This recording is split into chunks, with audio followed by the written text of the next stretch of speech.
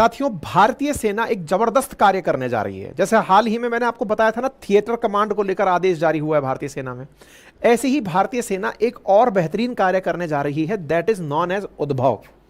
आप और हमने बहुत सारी कहानियां सुनी हैं, बहुत सारी हमारी धार्मिक बातें सुनी हैं, पढ़ा है, मानते हैं। काश हमारी सेना में जब वो चीजें लागू होंगी और उसके बाद का क्या नजारा होगा, इसकी हम कल्पना ही कर सकते हैं। क्या होने जा रहा है? एक प्रोजेक्ट उद्भव हमारे देश में शुरू हो रहा है सेना के लिए। सेना को प्रोजेक्ट उद्भव के माध्यम से आत्मनिर्भर बनाने का प्रयास हो रहा है। इसके अंदर क्या होगा? इसके अंदर जो इंडियन आर्मी है ना, इसको वॉर टैक्टिक्स सिखाई जाएंगी, वेद से, पुराण से और महाभारत से। आप विचार कीजिए कि हमारी सेना को जो पुराने समय पर, देखिए आज जब हम महाभारत को टीवी पर भी देखते हैं और टीवी पर देख करके भी ये सोचते हैं कि ये युद्ध की जो कला अपनाते थे ये किस तरह की होती थी, कैसे उसकी पूरी प्लानिंग होती थी। महाभारत में युद्ध की जितनी भी प्रकार की युद्ध की कलाएं लिखी हुई हैं, आज जब उसका टीवी पे मंचन होता है तो भी देख करके एक बार के लिए विस्मय होता है कि यार ये कैसे किया होगा, किस तरह से उन लोगों ने अपने युद्ध लड़े होंगे, किस प्रकार से ट्रीटीज की होंगी, कैसे युद्ध के अंदर अपने अस्त्र शस्त्र का उपयोग किया होगा। अगर ये वार टैक्टिक्स जो चाणक्य के टाइम पर हुई हों या फिर महाभारत के टाइम पर हुई हों, इन सबको अगर हमारी सेना को एज एन स्किल बताया जाए तो फिर एक नया प्रकार का स्किल डेवलपमेंट होगा। ठीक है, तो भारत सरकार के द्वारा इंडियन आर्मी के लिए प्रोजेक्ट उद्भव शुरू किया गया है। तो एक लाइन में तो जवाब यह है कि आप इसको याद कर सकते हैं कि वॉर टैक्टिक्स सिखाई जाएंगी हमारी हिस्ट्री से, हमारे जो पुराण हैं, वेद हैं, इनसे वॉर टैक्टिक्स को सिखा करके सेना को फ्यूचर रेडी बनाया जाएगा। ठीक है, तो यहां पर आप देख सकते हैं आर्मी चीफ मनोज पांडे जी इस बारे में अपना भाषण दे रहे हैं। सुनाई नहीं देगा तो इसलिए मैं आपको बता दे रहा हूं कि ये पूरी तरह से जानकारी है। 21 अक्टूबर 2023 को इसे लॉन्च किया गया था, जिसका उद्देश्य क्या है कि इफेक्टिवली इंटीग्रेट करना है एंशिएंट विजडम को मॉडर्न मिलिट्री पेडागॉगी के साथ।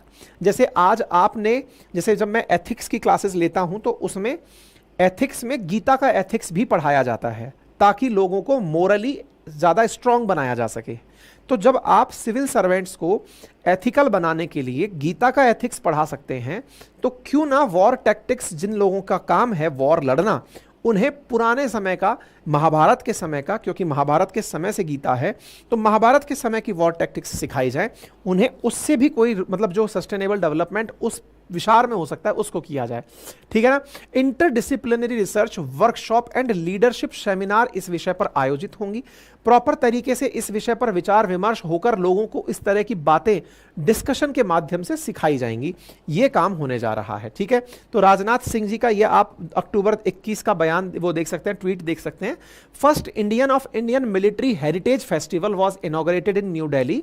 2-day festival aimed to celebrate India's rich military culture and heritage that has evolved over the century. Another notable initiative is to launch Project Udbhav, which is the major step towards developing new military concepts that are rooted in India's traditional strategic culture. This project built upon and strengthened existing strategies by incorporating the vast tactics and strategical knowledge for historical documents. ठीक है, तो ये कौन कौन करने वाला है? तो भारतीय सेना के साथ मिलकर के United Service Institute of India, ये दोनों मिलकर के इस कार्य को आयोजित करने वाली हैं। इस पर सेमिनार्स होंगी, प्रॉपर तरीके से लोगों के मतलब भारतीय सैनिकों के बीच में इसकी प्रॉपर चर्चाएं होंगी।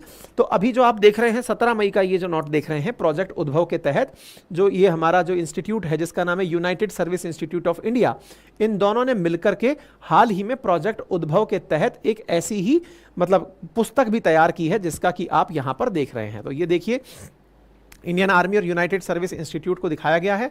प्रोजेक्ट उद्भव के तहत इस पूरे कार्यक्रम को आयोजित किया जाएगा। ये प्रोजेक्ट उद्भव के तहत तैयार की गई एक पुस्तक है जिसके अंदर जो एंशिएंट स्तर से प्राप्त जानकारियां हैं, जो हमारी हिस्टोरिकल बैकग्राउंड है, रिच कल्चरल बैकग्राउंड है, उससे प्राप्त जानकारियों को एक पुस्तक में रख करके अब उस जानकारी को सेना के साथ साझा किया जाएगा। ठीक है, जिसके अंदर वेद, पुराण, उपनिषद, अर्थशास्त्र जैसे जो प्राचीन ग्रंथ हैं उनकी गहराई से पड़ताल करके परस्पर जुड़ाव, धार्मिक और नैतिक मूल्यों का इसके अंदर समावेश किया जाएगा। ठीक है, तो ये आपके सामने मैंने जानकारी साझा कर दी है।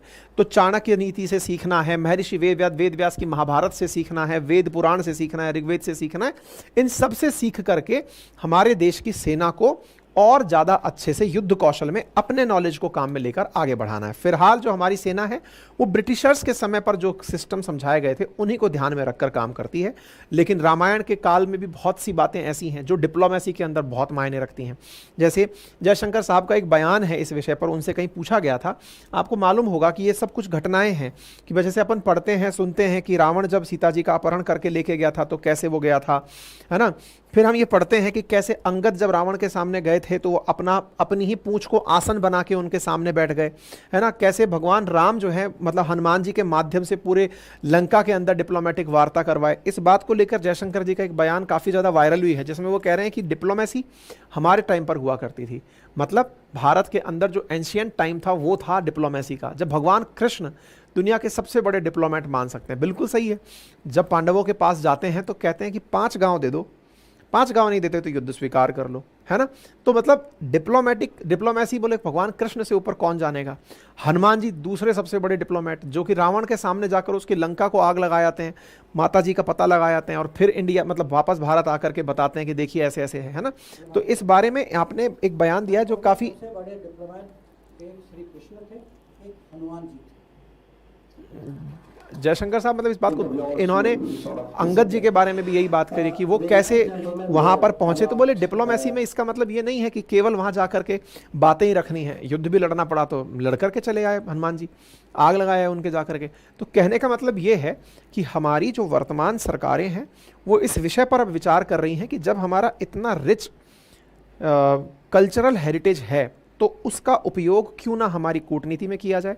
और इस विषय पर अब बात भी हो रही है कि भारत का जो इस 10 साल के अंदर जो डिप्लोमेसी चली है उसमें कहीं ना कहीं कल्चरल हेरिटेज का बहुत बड़ा रोल रहा है जो यहाँ पर दिखा है। ठीक है, बाकी आप इस विषय पर क्या सोचते हैं अपनी राय कमेंट बॉक्स में जरूर दें।